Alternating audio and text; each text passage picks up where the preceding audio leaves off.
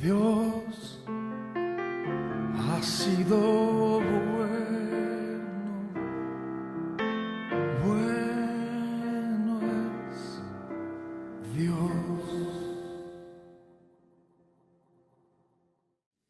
Muy buenos días, tomen asiento por favor. Gracias por acompañarnos, gracias también a los hermanos que están conectándose. Efesios capítulo 6, por favor, en su Biblia. Efesios capítulo 6, versículo 4, por favor. Efesios capítulo 6, versículo 4. La Biblia dice: y vosotros, padres, no provoquéis a ira a vuestros hijos, sino criadlos en disciplina y amonestación del Señor. Cuando nosotros leemos la Biblia, necesitamos entender cuál era la realidad de la gente que escuchó el mensaje de la palabra de Dios en el primer siglo. En relación a los padres y a los hijos, esta era la situación en la que ellos se encontraban. La autoridad de los padres que tenían sobre los hijos era casi total. En la ley romana se llamaba patria potestad. Lo que significaba en ese momento es que daba a los padres el poder casi absoluto. El padre podía vender a sus hijos, podía hacerlos trabajar en sus campos encadenándolos, podía castigarlos como él quisiera y podía incluso infligir la pena de muerte y nadie podía llamarlo a cuentas porque esto era su patria potestad, era su derecho. El niño recién nacido, se ponía frente al padre. Si el padre lo tomaba, lo aceptaba en su familia. Si el padre no lo tomaba, esos niños quedaban ahí, eran abandonados y muchos de ellos morían. Otros tomaban a esos niños abandonados y los llevaban al foro romano. Al crecer, si eran fuertes, se les vendía como esclavos. Si eran mujeres, se las usaba para prostituirse. La vida de un niño en los días de Pablo no tenía ningún valor. Séneca, uno de los grandes filósofos de aquellos días, dijo: degollamos a un buey fiero, estrangulamos a un perro rabioso, acuchillamos a una vaca enferma y a los niños que nacen débiles o deformes los ahogamos. Esa era la condición de ese tiempo. Y antes de sorprendernos en demasía de lo que era la situación para un niño en ese tiempo, debemos nosotros recordar las estadísticas de cuántos niños abortados, los millones de niños abortados cada año llegan a experimentar esto. Si es que no hemos mejorado a pesar de todos los avances de nuestros días. La situación de un niño era sin valor. No valían los niños en ese tiempo. Así es que cuando el apóstol Pablo dice: padres, vosotros padres, no provoquéis a ira a vuestros hijos, no, padres, no les hagan enojar a sus hijos. Esto debió caer como una bomba a la gente que les estaba escuchando, porque los niños no tenían derechos. Se les mataba, se les trataba mal, no tenían ningún privilegio. La Biblia está estableciendo la forma en la que se debía manejar esto. Y aquí en este versículo 4 se da 2 mandamientos específicos a los padres. Algo importante que hay que aclarar es que usted en el versículo 1 ve la palabra padres y en el versículo 4 vuelve a observar la palabra padres. En nuestras Biblias en español son exactamente las mismas palabras. En la Biblia griega son 2 palabras distintas. En el versículo 1 la palabra padres hace referencia a papá y mamá.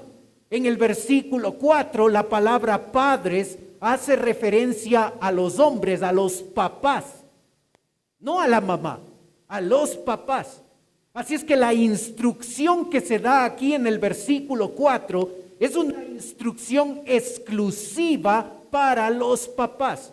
A nosotros los papás, los hombres, se nos manda que debemos cumplir 2 mandamientos. No provocar a ira a los hijos, primer mandamiento. Y segundo mandamiento, criar en disciplina y amonestación del Señor. Así es que aun cuando vamos a hablar de los padres, debemos darnos cuenta de que el versículo pone atención a la responsabilidad que el papá tiene delante de Dios. Es el papá el que no debe provocar a ira a sus hijos. Esto es un mandamiento. Dice no hacerlos enojar. Ahora, antes de que empecemos a sacar conclusiones, debemos entender muy bien lo que significa la frase no provocar a ira. Es una instrucción clara de parte de Dios hacia el papá, de que el papá no debe provocar a ira, no debe hacer enojar a sus hijos. Y mientras los hijos se frotan las manos de alegría porque el pastor está enseñando esto, entonces mi papá no tiene que hacerme enojar y mi papá me hace enojar mucho a mí. Entendamos lo que la frase significa.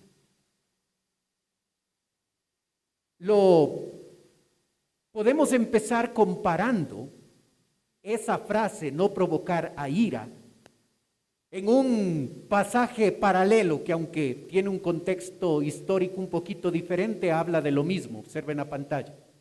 Colosenses: padres, no exasperéis a vuestros hijos para que no se desalienten.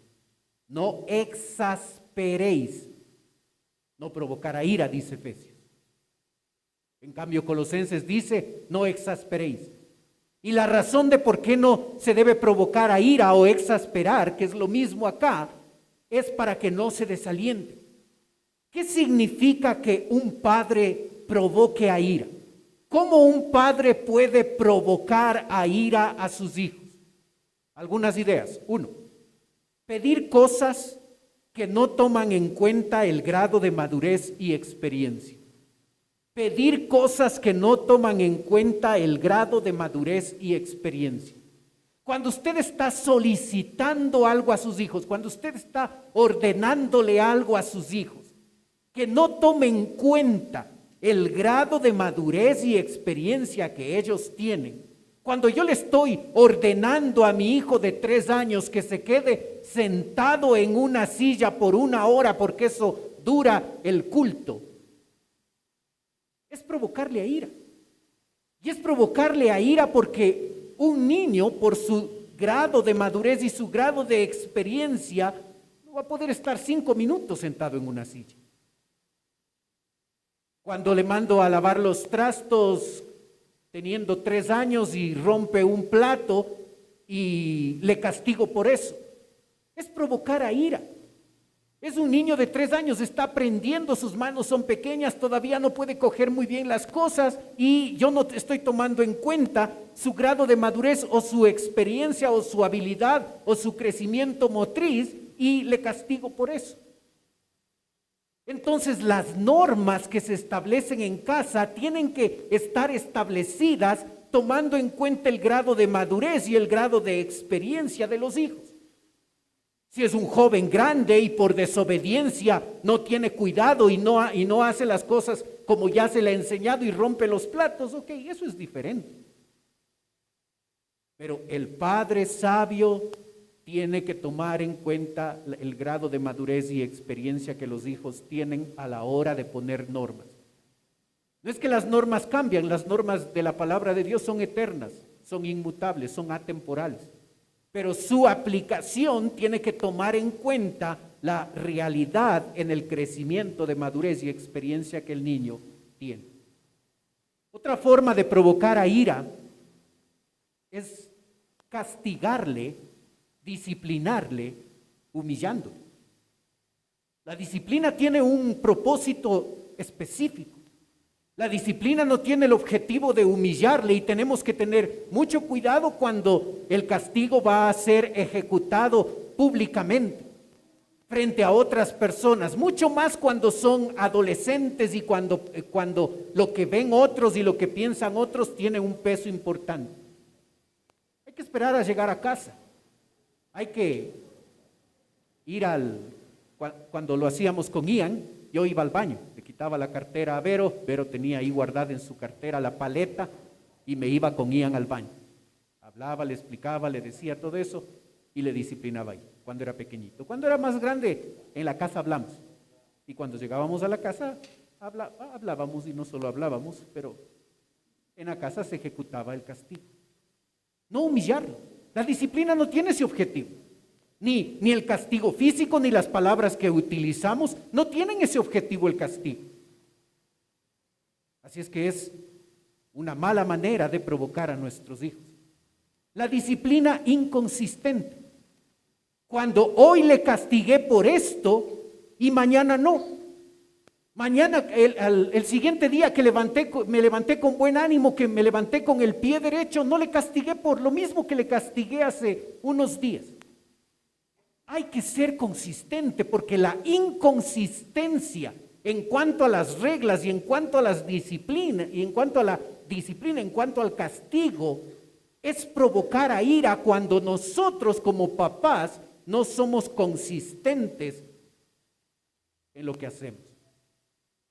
Si esto se castigó hoy de esta manera, mañana debe castigarse de la misma manera y después de un mes debe castigarse de la misma manera. Debe haber consistencia. Cuando no hay consistencia en la disciplina de nosotros los papás, entonces nosotros provocamos a ira.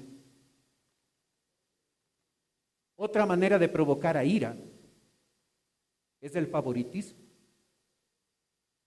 Tenemos ejemplos bíblicos. Observa a Jacob, cómo tenía su hijo preferido, José, y cómo ese favoritismo que fue evidente para José y fue evidente para sus hermanos, le llevaron a sus hermanos a planear matar a José.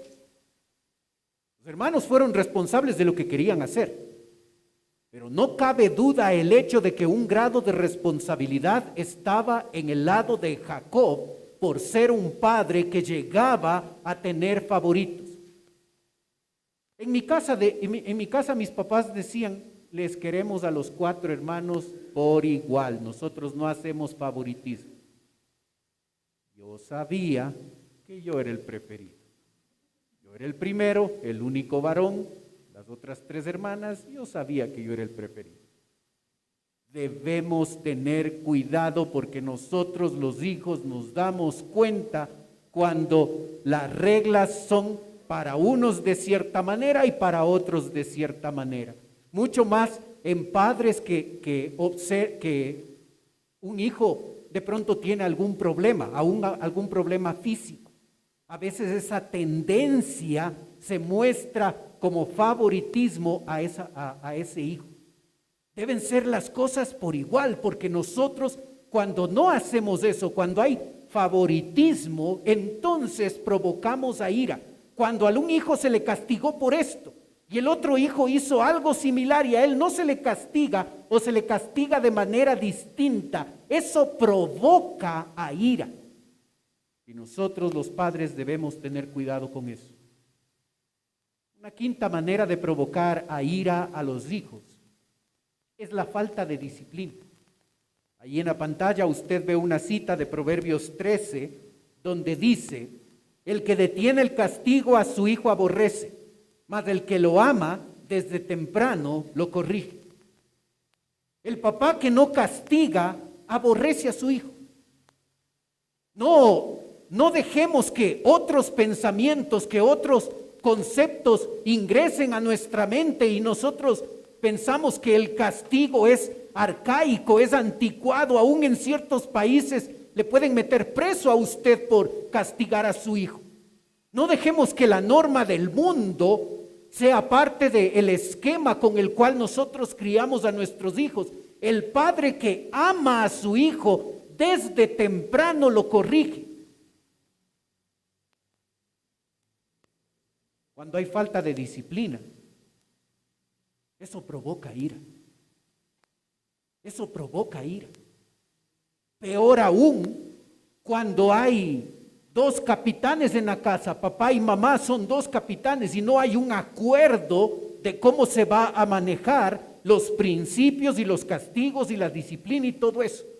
Y el hijo se da cuenta, para permisos con mi mamá o para esto con mi papá. No debe pasar eso. No debemos poner en ese punto a nuestros hijos cuando hay un solo capitán, cuando hay una normativa igual en la casa.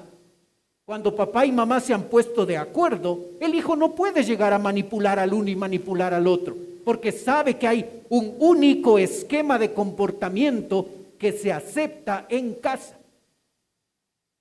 Cuando hay falta de disciplina, o cuando la disciplina es distinta de parte de papá y de parte de mamá, hay un problema.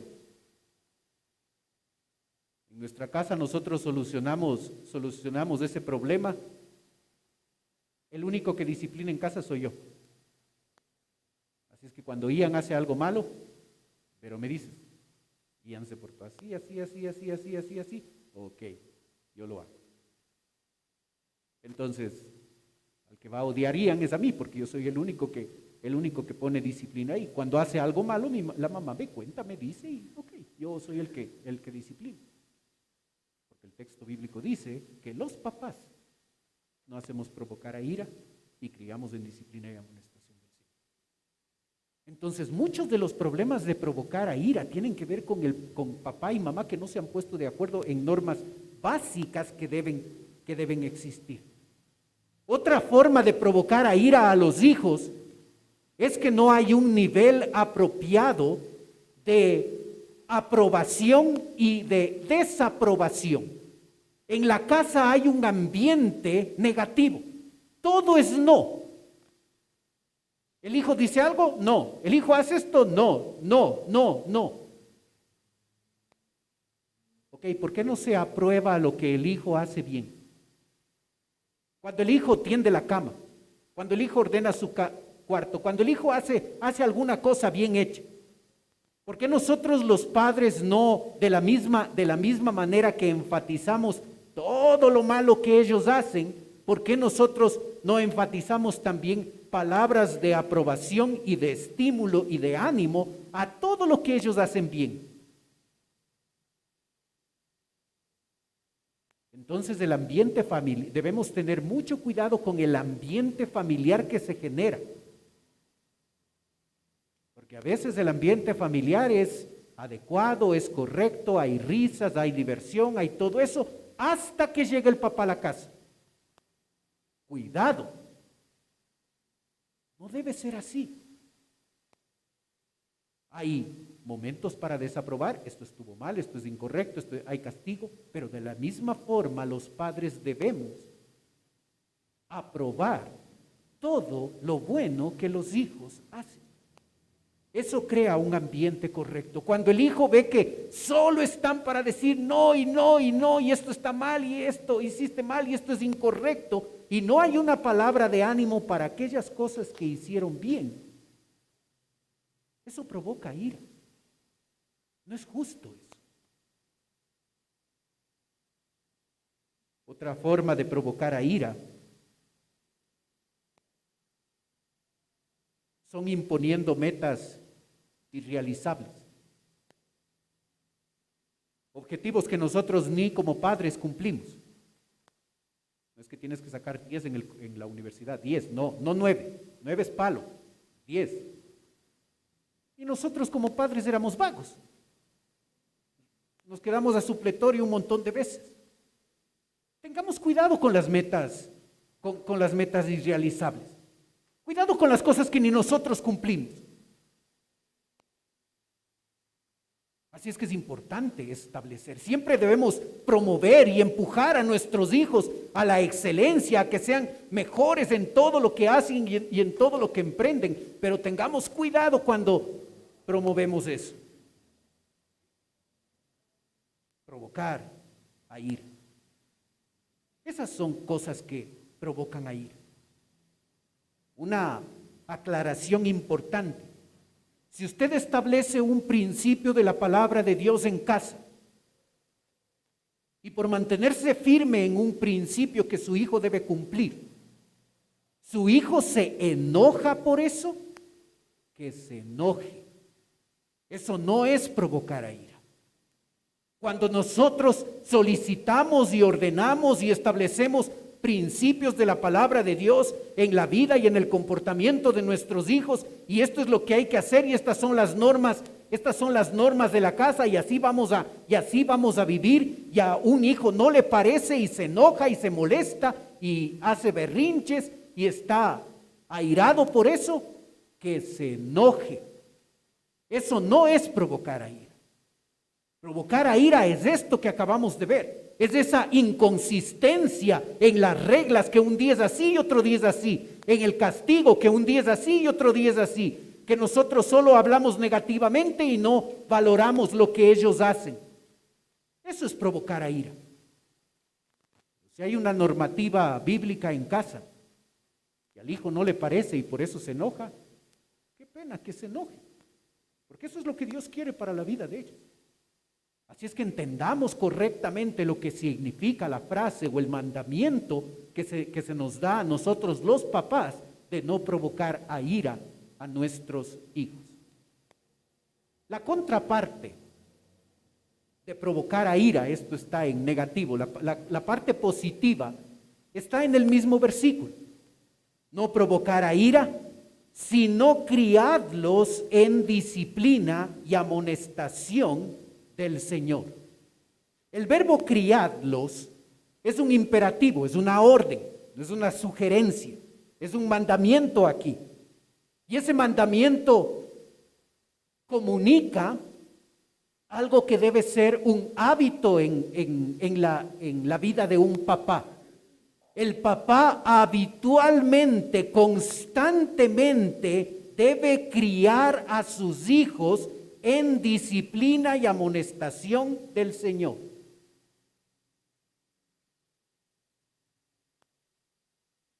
La educación es responsabilidad del papá, no de la escuela, no del colegio, no de la universidad, no de escuela dominical, no de sociedad de jóvenes, no. La educación de los hijos es responsabilidad de papá. Padres, papás, hombres, no provoquéis a ira a vuestros hijos, sino criadlos en disciplina y amonestación del Señor. Así es que si su hijo es mal criado, es su culpa, papá. Si su hijo no saluda, es su culpa, papá. Nosotros los papás somos los responsables de la educación de nuestros hijos. Así es que si nuestros hijos son malcriados, aun cuando ellos tengan un grado de responsabilidad en eso, el problema es del papá. Así es que a veces, en vez de pensar en nosotros castigar a nuestros hijos, debería haber alguien que nos castigue a nosotros por no haber hecho bien el trabajo que deberíamos haber hecho. La crianza se debe observar en dos áreas específicas según este versículo. Dice en disciplina. La palabra disciplina no es sinónimo de castigo. Ese no es el concepto aquí.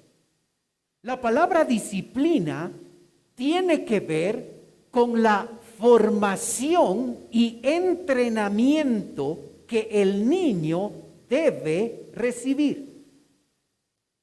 Mental, moral y físicamente. Es decir, si yo quiero enseñar a mi hijo a montar bicicleta, puedo darle un curso teórico de montar bicicleta, cómo funcionan los pedales, los frenos, el asiento y todo lo demás. Aun cuando la parte teórica es importante, la disciplina tiene que ver con que esa parte teórica se la lleva a la práctica y ayudamos al niño a que pueda aprender a montar bicicleta. Y cuando él ya puede montar bicicleta, entonces hemos completado el proceso de disciplina en esa área específica de su vida. Papá, ¿tienes un hijo varón? Si tienes un hijo varón, ¿en qué debes capacitar? Ese hijo va a ser un esposo. Y como aprendimos semanas atrás, un esposo es una persona que va a proveer económicamente, que va a llegar a amar a su esposa como Cristo ama a la iglesia. Así es que tú y yo, papá, debemos tener un plan clarísimo de qué áreas nosotros somos responsables en la formación de nuestro hijo, porque cuando salga de casa, ese hijo debe haber aprendido y debe haber sido formado como un hombre que va a casarse y sabe muy bien cómo ser un buen esposo, un buen proveedor, un hombre que ama a su esposa. Papá, ¿le estás enseñando eso a tu hijo varón? ¿Con lo que le dices? ¿Con el ejemplo que le das en casa? Eso es disciplina. ¿Tienes una hija mujer? ¿Qué es lo que ella va a hacer? ¿Qué rol ella va a ocupar después de que salga de tu casa? ¿Va a ser una mujer que se someta a su esposo? ¿Va a ser una mujer que ame los quehaceres de la casa, que sepa cocinar, que sepa barrer, que le guste, que es ese tipo de cosas ella le guste mucho porque sabe que todo eso lo hace por amor a su esposo y a sus hijos? Porque se viste de manera adecuada, de manera correcta. Papá, ¿le estás enseñando eso a tu hija? Con tus palabras, con tu ejemplo, con el trabajo de formación que estás haciendo en la vida de esa muchacha. Eso es disciplina. Disciplina no es un curso teórico, porque si fuera un curso teórico, te regalo un libro para que lo leas y le des a tus hijos y que ellos hagan todo lo que el libro dice. La palabra disciplina tiene que ver con esa formación teórica y práctica. En la práctica, esos 20 años que ellos van a estar con nosotros en nuestra casa, los aprovechamos para formar hombres que amen al Señor y que sean buenos esposos cuando les toque casar y cuando les toque casarse, y luego criamos a nuestras hijas para que ellas puedan ser buenas mujeres que amen al Señor, que amen a sus esposos, que amen a sus hijos y que tengan prioridad sobre su familia. Papá, ¿estás haciendo eso? ¿Estás más preocupado de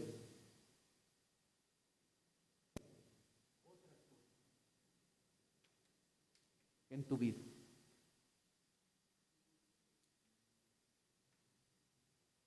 Esa es nuestra responsabilidad más grande. Eso es más importante, nuestra familia es más importante que el servicio al Señor. Y no debemos malusar lo que acabo de decir, pero nuestra familia es más importante. Nuestro servicio al Señor, por supuesto, también es importante. La Biblia dice que la crianza no solo es y dentro de la palabra disciplina, una pequeña parte es el castigo. Así es que cuando no van por el camino correcto, no van por la norma que la palabra de Dios establece, por supuesto, el castigo va a estar ahí para corregir y para ayudarles a volver al camino correcto. Pero una pequeña parte del castigo está inmerso en la palabra disciplina. La disciplina tiene que ver con reglas, con principios, con esa habilidad que les damos a ellos para que ellos sean hábiles. Si estamos criando a nuestros hijos varones, ellos van a ser esposos y van a ser proveedores. Deben saber cómo hacerlo, deben tener una normativa de trabajo adecuada, donde se levantan temprano, donde hacen su trabajo, donde buscan la excelencia, donde están aprendiendo a ganarse el dinero con el sudor y el esfuerzo, y no todo le da papá. Debemos enseñar todo eso en la práctica. La vida pasa rápido y tenemos 20, 25 años para hacer eso, y debemos aprovechar ese tiempo para que nuestros hijos varones y nuestras hijas mujeres salgan bien formados y puedan tener éxito en sus matrimonios, y nosotros los padres no ser responsables en cierta medida del fracaso de nuestros hijos en sus matrimonios, porque nosotros no hicimos lo que nos tocaba hacer. Pusimos como pretexto cualquier otra cosa.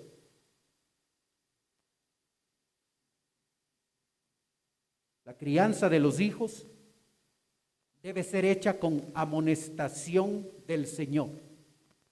La palabra amonestación significa consejo que advierte del peligro. Eso significa amonestación. Consejo que advierte del peligro. Papá, ¿tú te has sentado con tus hijos? ¿Le has hablado del peligro de las drogas, del sexo fuera del matrimonio, de todos los peligros que hay? Estamos sentándonos con ellos y mostrándoles las cosas que son peligrosas. Estamos enseñándoles eso. ¿Sabes? Cuando nosotros aconsejamos, amonestamos a nuestros hijos, nosotros muchas veces utilizamos lo que aprendimos en la casa de nuestros padres, y bajo ese esquema nosotros criamos a nuestros hijos. A veces cuando algunas cosas que hicieron nuestros padres nosotros pensamos que no estaban tan bien, nosotros usamos nuestro propio criterio para determinar qué reglas y qué principios debe haber en nuestro hogar. A veces usamos nuestro buen juicio, lo que nosotros llegamos a pensar, esto es correcto, esto está bien, esto está mal, y bajo esa lógica educamos a nuestros hijos. ¿Observas que el texto dice amonestación del Señor? No dice amonestación de papá, no dice amonestación de mamá, no dice amonestación de los abuelos, no dice eso, dice amonestación del Señor.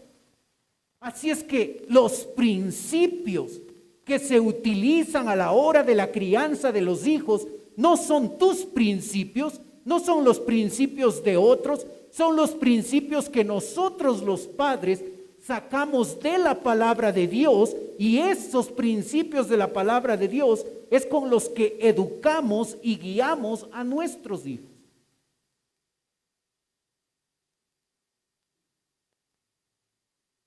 De todas las reglas que hay en tu casa, ¿cuáles reglas son tuyas y cuáles reglas son de la Biblia?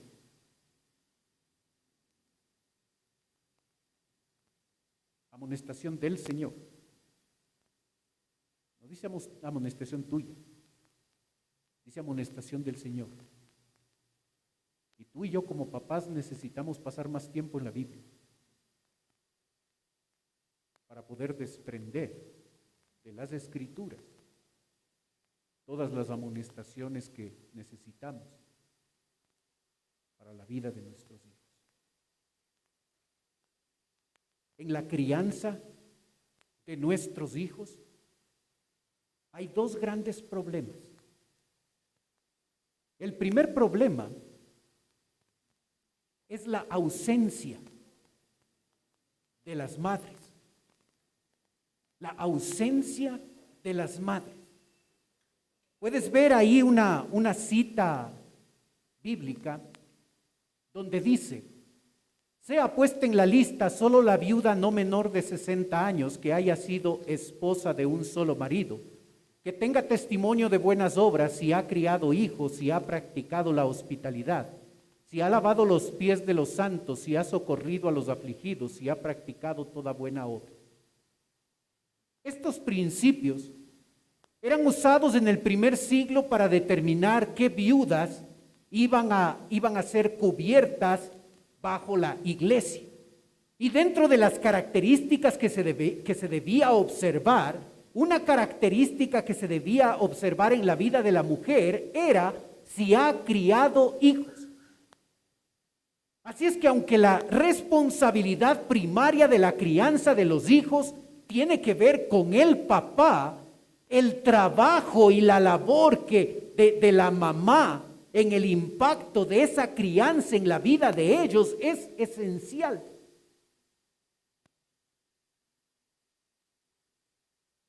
Hermana, yo entiendo muy bien lo que hoy estamos enfrentando.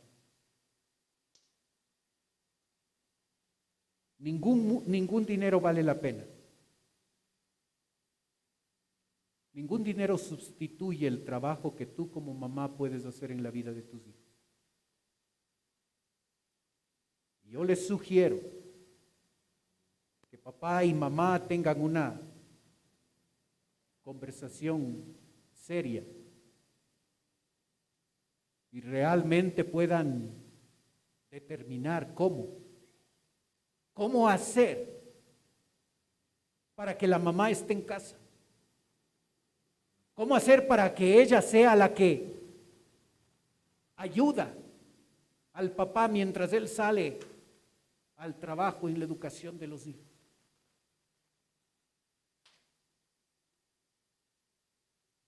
Las abuelas, las guarderías no van a hacer el trabajo como tú, mamá, lo vas a hacer. Pero tú como madre debes llegar a valorar el trabajo de ser mamá.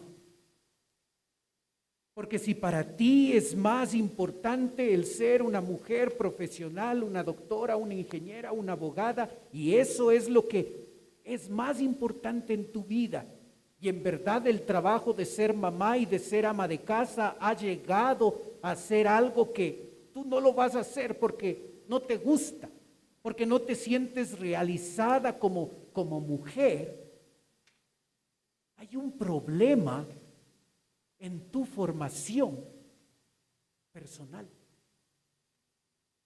En la casa de tus padres debiste aprender lo hermoso que era ver a mamá cocinando y barriendo, y hay algunas actividades que pueden ser no tan gratas, pero que se las hace por amor al esposo, por amor a los hijos.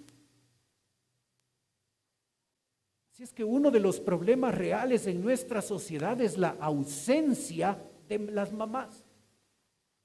Los hijos son criados por abuelas, por guarderías, pasan un montón de tiempo sin control, sin supervisión, sin que alguien vea qué están viendo en la televisión o qué están viendo en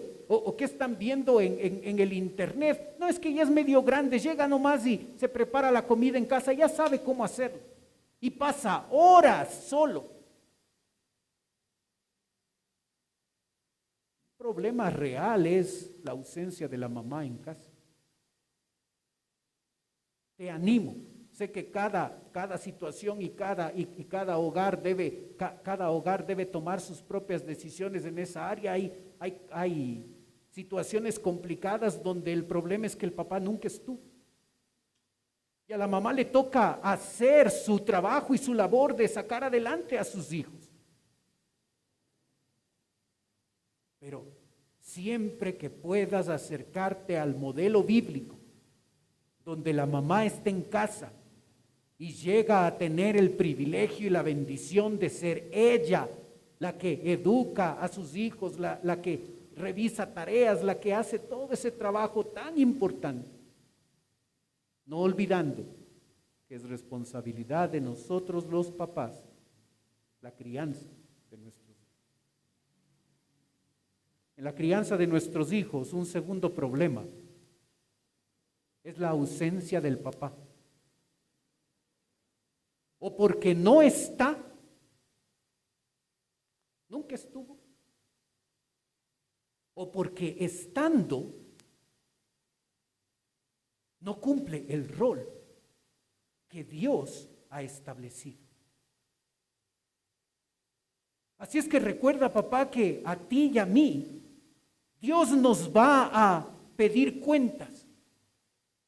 Dios nos ha dejado esta responsabilidad. Podemos nosotros tratar de justificarnos, no, es que yo salgo temprano y me mato trabajando y la mujer está ahí en casa y no hace nada y ella debería estar haciendo todo lo que tiene que estar haciendo. Nosotros los hombres podemos encontrar cualquier excusa, cualquier explicación, y aunque esas explicaciones puedan ser válidas para otros, vamos a ver si esas explicaciones nos sirven cuando estemos delante del Señor. Y le digamos, no fuimos los papás que debimos ser por esto o por aquello. Cuidado con la ausencia del papá, que estando ahí, en casa, no cumple con su rol. Y sabes, tú puedes ver una cita ahí en 1 Timoteo 5, 9 y 10, que dice: vosotros sois testigos y Dios también de cuán santa, justa e irreprensiblemente nos comportamos con vosotros los creyentes, así como también sabéis de qué modo como el Padre a sus hijos exhortábamos y consolábamos a cada uno de vosotros y os encargábamos que anduvieseis como es digno de Dios que os llamó a su reino y gloria. Cuando el apóstol Pablo está describiendo su trabajo como pastor, como misionero, ahí en medio de la iglesia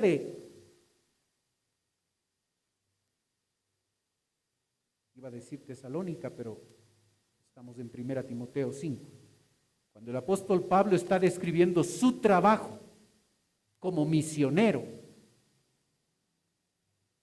observa lo que dice: como el Padre a sus hijos exhortábamos y consolábamos a cada uno de vosotros. Papá no es lo único que nosotros debemos hacer, no es traer plata a la casa. Es importante, sí, pero no es lo único. Exhortábamos, consolábamos. ¿Cuándo fue la última vez, papá, que te acercaste a tu hijo y le diste un abrazo, le diste un beso? ¿Por qué eso no tiene que ser cada día? ¿Por qué eso no tiene que ser a diario? La crianza del padre es mucho más que traer plata, es mucho más que abrir la boca y tirar 2 o 3 gritos para que se haga esto o aquello. Aquí habla de una relación donde exhortaba, consolaba y les encargaba que anduviésemos como es digno de Dios. El apóstol Pablo trataba a estos creyentes, sin ser sus hijos físicos, les trataba como un papá debe tratar a sus hijos físicos, exhortándoles, consolándoles y encargándoles que anden como es digno de Dios.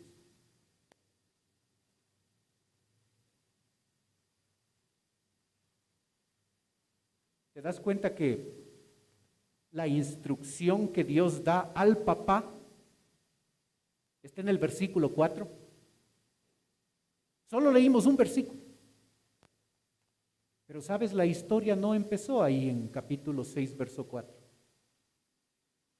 Empezó en capítulo 5, verso 18. 5:18 dice: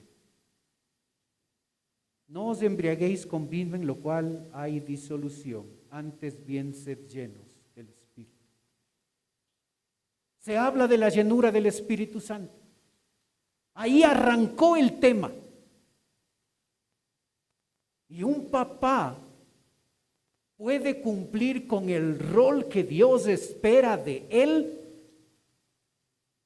cuando es un hombre que está lleno del Espíritu Santo, controlado por Dios, y Dios está formándole, transformándole y usándole para que sea el hombre y el papá que debe ser. Si tú estás mal en tu relación con Dios, si la Biblia es un libro extraño para tu vida como papá, si esto se ha convertido solo en teoría en nuestra vida como padres, no vamos a poder cumplir el rol que Dios espera. Podremos traer toda la plata que se quiera, podemos dar 3 gritos, pero no estaremos cumpliendo el rol que Dios espera. Así es que es importante que tú y yo seamos hijos obedientes a nuestro Padre Celestial, y entonces podamos ser los padres que nuestros hijos necesitan, que no provocan a ir a ellos, sino más bien les crían en disciplina y amonestación del Señor.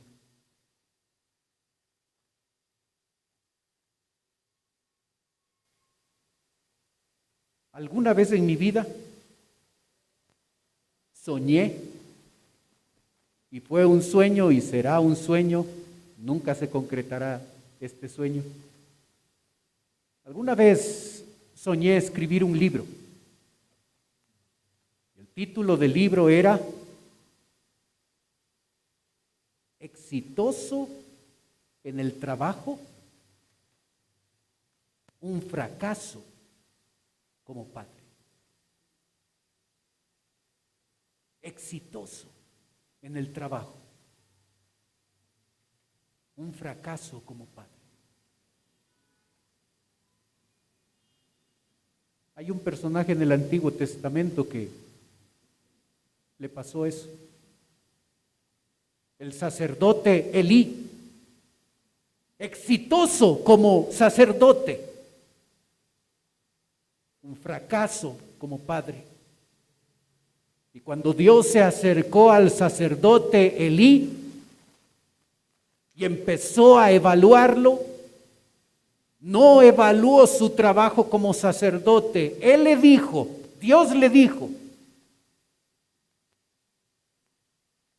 ¿por qué nunca estorbaste? Y esa es la palabra que usa.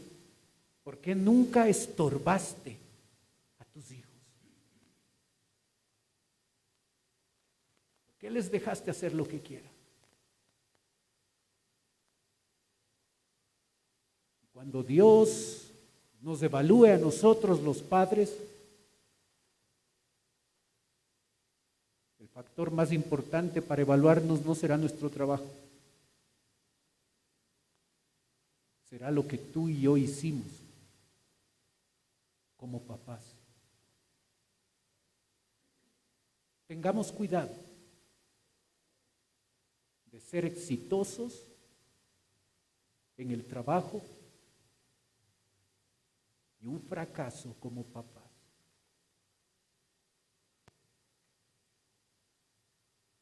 Oremos.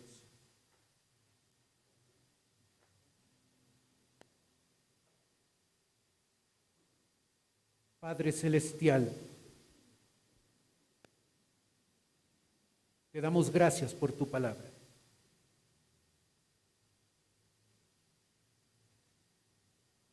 Ayúdanos, Señor,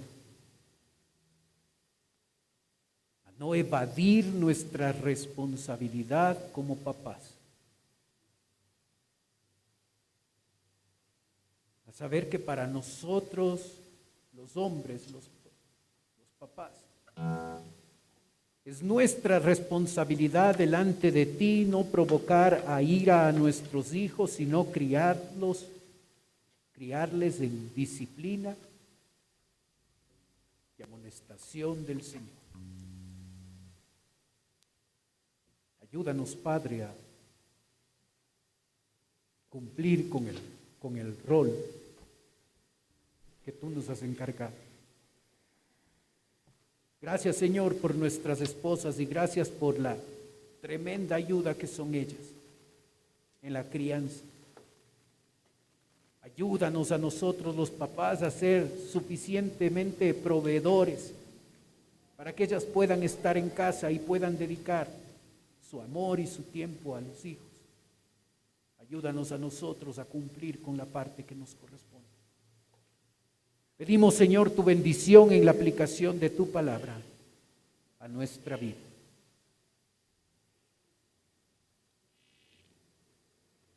Mientras usted continúa orando, puede ser que esta mañana nos está visitando alguien por primera vez. Y si ese es su caso y usted quiere permitirme orar por usted mientras los demás tienen sus ojos cerrados, usted puede levantar su mano y con eso me está diciendo a mí: pastor, vengo por primera vez, ore por mí. Gracias, veo su mano. Gracias por estar aquí. ¿Alguien más por primera vez?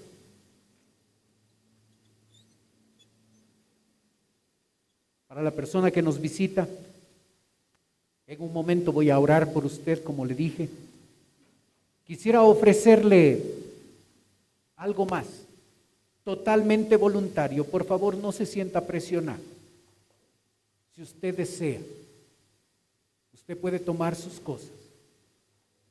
Puede pasar a la parte de abajo donde estoy yo. Si usted lo hace, un caballero de nuestra iglesia se va a acercar, le va a llevar a la oficina de la iglesia y con todo el cuidado que debemos tener, esa persona va a conversar con usted un momento. Es totalmente voluntario, así es que si desea pasar, venga en este momento. Los demás tienen sus ojos cerrados para que no le dé recelo.